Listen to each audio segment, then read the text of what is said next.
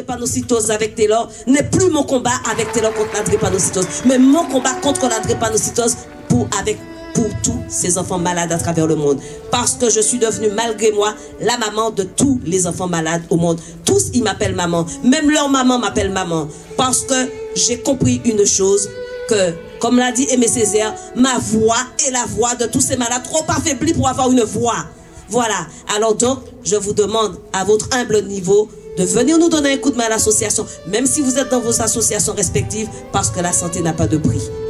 Mesdames et messieurs, l'année dernière, au Zénith, pour ceux qui étaient présents, vous avez entendu notre appel et Taylor m'a demandé que s'il partait avant moi, qu'il fallait que je reste là, stoïque, debout, pour pouvoir continuer le combat.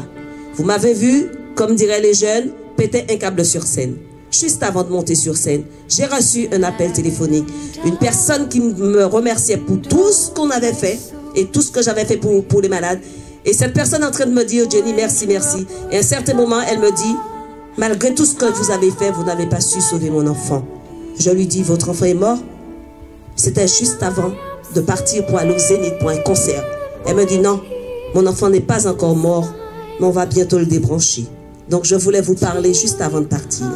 Et là, j'ai senti que, encore une fois, tout dégringolait sous mes pieds. La dame est en train de me dire que pendant qu'on sera sur scène au Zénith, en train de récolter des fonds pour la recherche, qu'on allait débrancher son enfant. Et je suis partie, j'en ai parlé à mon mari. Arrivé dans la salle du Zénith, j'ai appelé mes bénévoles, ceux qui étaient là. Je leur ai dit, écoutez, voilà ce qui se passe. Et une bénévole m'a dit, Madame la Présidente, allons prier. Et on s'est mis en rond avec des bénévoles et des gens de la presse, on a prié. Mais j'avais demandé avant de partir à cette dame, s'il vous plaît, madame, attendez demain avant. Elle me dit, non, les médecins veulent débrancher ce soir. J'ai dit, vous demandez aux médecins d'appeler Jenny Hippocrates, sinon c'est moi qui vais appeler. Et s'ils refusent, on portera plainte. Effectivement, ces médecins me connaissant, ils n'ont pas débranché cet enfant. Et le lendemain, quand j'ai appelé la dame, elle m'a dit, l'enfant est encore en vie. Et 3 jours plus tard, elle m'a dit, Jenny, mon enfant est sorti du cœur. Voilà, cet enfant est encore en vie. Voilà les nouvelles comme ça que j'aime. Donnez espoir aux parents, donnez espoir aux mamans. Parce qu'on vous dit que votre enfant va mourir, ou si vous savez que vous allez perdre ou vous avez perdu un enfant, c'est votre matrice qui sort. C'est plus un enfant que vous accouchez, c'est votre matrice, c'est vos ovaires, c'est tous vos organes de femme qui sortent par votre vagin et que vous êtes en train d'accoucher dans des douleurs atroces, encore plus que les douleurs de la drépanocytose. Voilà ce qu'on ressent quand on a un enfant qui est en train de partir ou qu'on vous annonce le décès d'un enfant. C'est un autre accouchement avec difficulté. Et pour parler de la drépanocytose et de cette douleur, mon fils à l'âge de 5 ans m'a demandé le droit de mourir. Maman, s'il te plaît, je souffre trop. Je lui dis, t'as mal où? Il me répond, maman, je n'ai pas mal. Mon corps est une planche de douleur. Il n'avait que 5 ans. S'il te plaît, tue-moi ou guéris-moi. Je lui ai dit, mon fils, on verra plus tard. Et un jour, 1 an plus tard, à 6 ans, 6 et demi, il m'a dit, maman, je ne demande plus le droit de mourir, mais le droit d'avoir des droits en France, le droit de vivre. Je vais tuer la drépanocytose avant qu'elle ne me tue. Voilà ce que j'aime aussi. Et Taylor est là. Pendant que je suis en train de vous parler, il est en Chine. Il monte ses projets en Chine. Ça fait 2 fois qu'il repart là-bas. C'est vrai que c'est très contraignant. Avant de partir, il faut qu'on le vide de son sang. Il nous faut aussi beaucoup de sang. Parce que sans sang, ces enfants ne peuvent pas vivre. Avec évidemment une hémoglobine compatible. Mais il est là. Et c'est ma fierté, ma grande joie. Parce que cet enfant m'a fait comprendre qui je suis. Même si toute petite, je savais que j'avais une mission. Je savais que j'aurais gagné une guerre. Enfin, même si elle n'est pas encore totalement gagnée, je savais qu'il y avait quelque chose. Mais Taylor m'a fait comprendre qui je suis. Et ce que je suis, je me tiens devant vous pour vous le dire. Je suis une gagnante parce que je ne veux pas perdre ce combat. J'ai beaucoup d'admiration pour Jenny Hippocrates, que je fréquente depuis quelques années. Et que je suis très admirative de sa force et de son énergie. Il faut savoir que cette femme, elle dort que 2 heures à peine par nuit. Parce qu'elle cherche toujours les solutions nuit et jour pour faire avancer la recherche. C'est une particularité qu'on a prouvée. C'est une particularité. De dormir 2 heures par nuit. Non, je veux dire, c'est une particularité. Un être normal, humain, ne dort pas 2 heures par nuit. Mais comme tu le sais, ils m'ont fait tous les examens, ils m'ont posé des électrodes pour savoir pourquoi je ne dormais pas. Et ils m'ont dit, tu n'es pas une insomniaque, mais une petite dormeuse. Et ça, c'est très peu de personnes à travers le monde qui ont la chance, entre guillemets, d'être comme ça. Alors voilà, je ne vais pas m'étendre plus longtemps. Je voulais juste vous recommander, à vous qui êtes là aujourd'hui, de faire un petit geste pour la drépanocytose. Jenny, la nuit, elle écrit. Ce n'est pas son premier livre. Elle écrit des poèmes, des romans, elle fait des dossiers. Quand nous, on est en train de dormir, de rêver ou autre, elle est en train de travailler ou de s'occuper de son enfant à l'hôpital ou autre.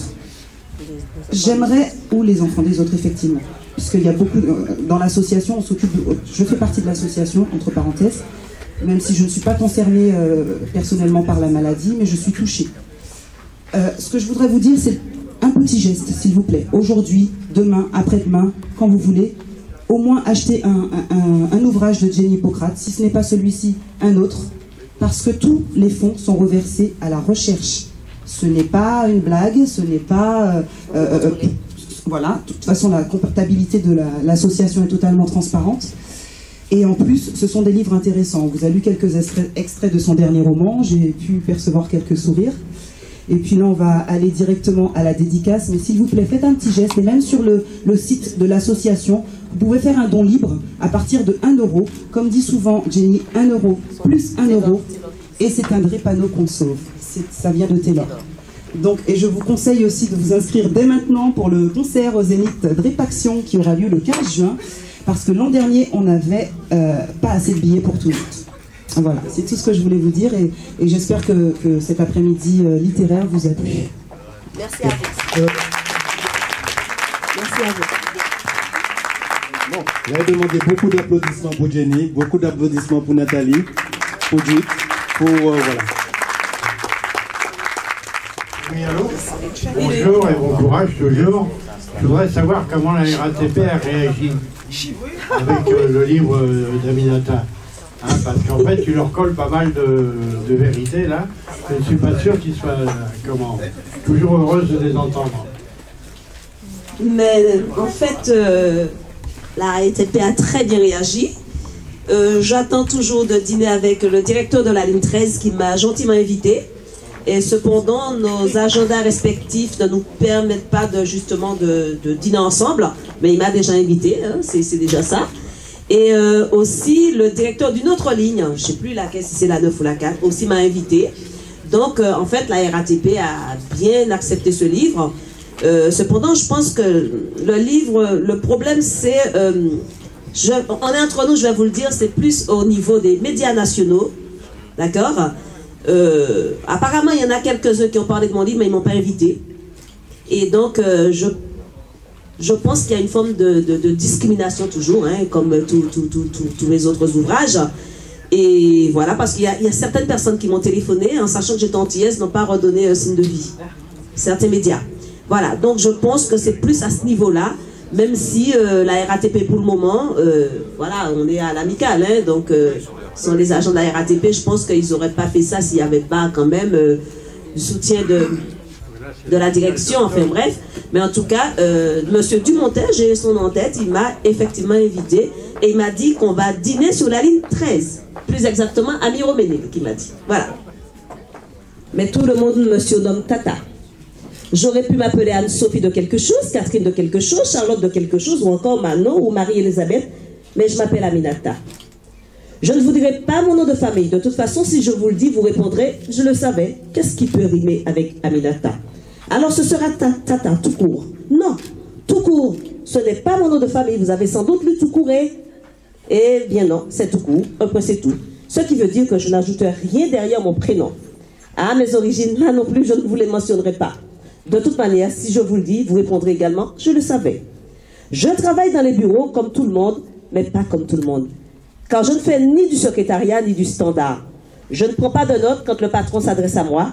Je ne suis qualifié dans aucune catégorie connue, c'est-à-dire ni catégorie A. Me direz-vous? Plus exactement, à la porte de Paris. Laquelle, me demanderez-vous? Ma foi, je viens de vous le dire. Porte de Paris. C'est le nom de la porte. C'est vrai que toutes les portes sont à la porte de Paris et elles ont pour chacune d'entre elles un nom, tel que la porte de Versailles, la porte d'Orléans, la porte de Clignancourt, etc. En ce qui concerne celle-ci, porte de Paris, ils n'en ont pas donné un. Je travaille à Paris, dans le 14e arrondissement. Par la force des choses, je descends à Montparnasse bienvenue, ce qui veut dire que pour me rendre à mon travail, il y a 17 stations de métro sans correspondance. Je connais par cœur les incommodités qui existent sur cette ligne. Certains l'ont surnommée la ligne maudite 13, comme les 13 apôtres. La malédiction viendrait de la Seine. Je ne suis pas plus mal lotie que les autres et je n'ai pas encore non plus raflé le gros lot. En ce sens, je ne suis pas à plaindre. Je commence mon boulot à 6h30 le matin. Alors je vais à la station Saint-Denis Université. Il est déjà presque bondé. Il n'y a même pas une petite place pour s'asseoir. Je me mets le plus près possible des places d'assises, comme cela, dès que quelqu'un se lève, je m'y précipite, quitte à bousculer un autre voyageur, guetteur de place. Néanmoins, assez souvent, je trouve un siège libre qui me permet de voyager assise durant le trajet. Souvent, quand il y a pénurie de place, des jeunes femmes s'assoient sur les genoux de leurs accompagnateurs. Donc, au lieu d'être à 2 sur la banquette, les voyageurs se retrouvent à 3. Souvent, certains voyageurs me regardent de la tête aux pieds, ils me dévisagent. À moins d'avoir l'air d'une extraterrestre, je me demande si de mon côté, je ne sens pas l'odeur du mafé. J'ai tellement l'habitude de cette satanée odeur que peut-être que je ne la sens même pas. Cependant, il est possible que le nez des autres parodés pour mon flair certains arômes dès que je me pointe. Tant pis. Je suis sûre que ce n'est pas moi qui dégage cette émanation de club échangiste. Non, mais même après leurs ébats, certains ne se lavent pas. Dans quelques instants, nous allons arriver à la station Carrefour Pleyel. Cette station présente 3 voies et les couloirs d'accès sont hyper décorés de rencontres musicales. Mais c'est aussi la station de la CAF, caisse d'allocation familiale. Le métro va un peu se vider. Cependant, ce n'est pas une certitude. Les gens y vont aux aurores pour être les premiers. La queue est aussi longue que la rame de la ligne 13. À la CAF, tu fais trois queues en fait. Première étape, une première queue pour avoir un numéro. Un vigile ou une autre personne te remet un ticket numéroté. Deuxième étape, là, tu patientes. Quelque temps plus tard, après être resté debout un long moment, l'huissier revient pour te faire entrer à l'intérieur du bâtiment. Ensuite, tu fais une deuxième queue pour avancer vers le guichet. Encore quelques longues minutes, voire des heures, si tu as mal au dos. Une hernie discale ou une sciatique, par exemple, tu vas traîner la patte. Tant pis pour toi, parce que tu ne pourras jamais t'asseoir. Tu arrives enfin au guichet. Là, tu es reçu par les sœurs. Quand je dis sœurs, ce ne sont pas des sœurs de sang, mais celles du même continent. Qu'elles proviennent du nord ou du sud, et aussi celles qui viennent de l'autre côté de l'Atlantique, mais des frangines, quoi. Garibaldi. Le quai est jonché de monde. La grosse galère s'approche. Dans quelques instants, un grand spectacle va débuter. La première séance d'un film à la Hitchcock, avec tous les effets spéciaux et les suspens, les affrontements diluviens sur la ligne 13. Les feuilles mortes se ramassent à la pelle, tu vois, je n'ai pas oublié, etc., etc., chante une femme. Mais où sont les feuilles mortes? C'est des cadavres qu'on ramasse à la pelle sur la ligne 13. Tu gourres, ma pauvre détraquée, change de disque. Celui-ci est rayé, en plus tu chantes faux. D'ailleurs, avec cette foule de passagers debout, je n'aperçois même pas ton visage. Par pitié, arrête! Ne continue pas de chanter. Tu vois bien que tout le monde se bouche les oreilles. Non, rien de rien. Non, je ne regrette rien. Aïe, aïe, aïe, aïe, aïe. Pauvre Edith, tu dois te retourner dans ta tombe. Moi, je regrette que tu aies pris le même métro en même temps que moi. Tu vas faire tomber la pluie et j'ai peur qu'une grosse inondation se trouve dans son lit, dans le tunnel du métro. Là, nous serons tous cuits. Il y en a marre, ferme-la, tu nous gonfles! Tonitruit une autre femme. Le réveil du lendemain fut mouvementé, parce que je n'ai pas entendu la sonnerie du réveil. Oula, il est 6 heures passées. Mince alors, je suis en retard. Et la ligne 13 qui va l'être aussi, je suis vraiment dans des sales draps. Mais où vas-tu, Tata? C'est samedi aujourd'hui. Tu ne travailles pas, dit la voix du tiercéman. Heureusement que ce Mongolien ne pouvait pas lire dans mes pensées. Sans quoi, ce qu'il découvrirait lui déplairait assurément. Il se demanderait également à quel délire cérébral j'étais en train de me livrer. En effet, je n'avais pas l'esprit tranquille, car je confondais rêve et réalité. Mon Dieu, j'ai complètement perdu la notion du temps. C'est effectivement samedi. Me voilà encore plus disjonctée que certains passagers de la ligne 13. Qui a dit qu'à force de fréquenter les chiens, on attrape des puces? Me voici à mon tour infectée. Mais hier soir, j'ai fait un rêve assez curieux. Je me mariais tout de blanc vêtu, mais pas avec le tiercéman. C'était un beau mariage que j'avais préparé moi-même. Pour la première fois, j'avais choisi le métro comme moyen de locomotion pour le mariage et la noce se déroulait sur la ligne 13. Comme quoi, quelquefois, cette soi-disant maudite ligne peut rendre heureux. Oui, dans ce rêve, j'étais heureuse. Mais ce matin, mon rêve a viré au cauchemar. Je suis toujours mariée à cet individu et je n'ai pas eu un beau mariage préparé par mes soins. La ligne 13 fait rêver, mais le réveil est escarpé. Cette putain de ligne est vraiment maudite pour arriver à me hanter comme les prétendus spectres qui la hantent. En tout cas, puisque je suis déjà debout, je ne vais pas lui faire le plaisir de me recoucher. Je ferai un peu de nettoyage et de repassage et je foutrai le camp d'ici une fois les corvées terminées. Les garçons, voyons s'ils sont rentrés. Ah, seulement la moitié? Il en manque 3. On verra s'ils vont se pointer dans la journée. J'ai passé trop de nuits blanches à les attendre le soir. Maintenant, c'est terminé. Il faut que je pense à ma pomme. T'as entendu, Tata? À ta pomme. À 10h, j'ai laissé la maison. Il râlait toujours. Cause toujours, tu m'intéresses. Je ne l'entendais même plus. Je suis sourde à toute parole sortant du gouffre qui lui sert de bouche. Je dois faire quelques emplettes, m'acheter de nouvelles fringues.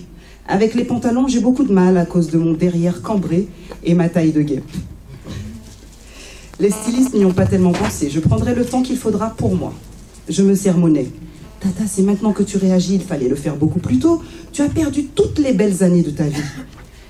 Mais ce n'est pas vrai, que racontes-tu là? Tu as encore de belles années devant toi. À 48 ans, c'est encore la pleine jeunesse. Je suis persuadée que tu plais encore et encore plus que ces petites jeunes qui s'habillent n'importe comment.